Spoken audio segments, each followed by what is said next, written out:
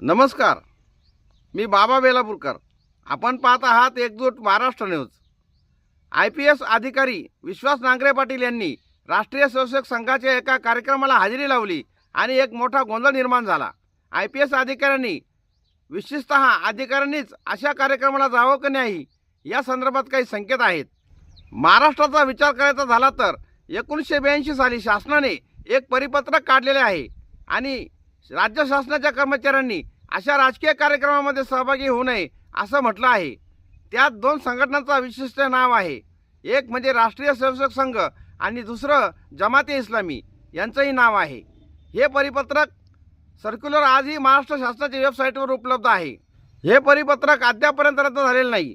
आता दुसरा मुद्दा येतो.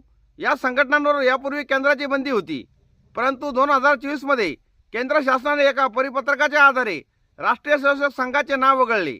आता जे IPS अधिकारी हे केंद्र शासनाच्या जरी सेवेत असले तरी राज्य शासनाच्या सेवेत आल्यानंतर त्यांनी दोन्ही प्रकारचे नियम पाळले पाहिजे असा संकेत आहे. आता बाकीच्या कर्मचाऱ्यांचे सोडून द्या, परंतु विशेषतः पोलीस खात्याशी संबंधित लोक यांच्याशी न्याय देण्याचा, तपास करण्याचा, सर्वांना समान वागण्याची विशेष जबाबदारी असते. त्यांनी मात्र अशा कार्यक्रमांना म्हणजेच अशा कुठल्याच कार्यक्रमाला जाऊ नये हे मात्र नक्की. अर्थात याबाबतीत कायदेशीर तरतूद काय आहे हे पुढे बघितले जाईल.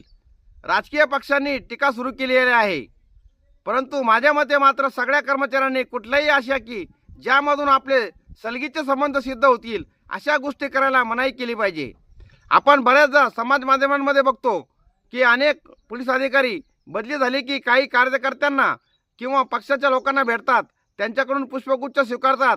वर्करनी त्यांच्यामध्ये गैर काही वाटत नसलं तरी त्यांचा मोठा परिणाम समाज मनावर होत असतो. याचा अर्थ लोक वेगवेगळ्या पद्धतीने काढत असतात. या गोष्टी टाळता आल्या पाहिजे. विशेषतः वरिष्ठ अधिकाऱ्यांनी अशा गोष्टी पूर्णपणे टाळल्या पाहिजे, जेणेकरून हे कुठल्याही एका बाजूने झुकलेले आहेत असं लोकांना वाटू नये. विश्वास नांगरे पाटलांनी आता जे काही केलंय त्याच्यावर राज्य शासन आणि इतर काही लोक काय भूमिका घेतात हे पाहावं लागेल, परंतु ही झालेली चूक होती एवढे मात्र निश्चित. तुर्तास एवढेच. भेटूया पुढच्या बातमीपत्रात. जय हिंद, जय महाराष्ट्र.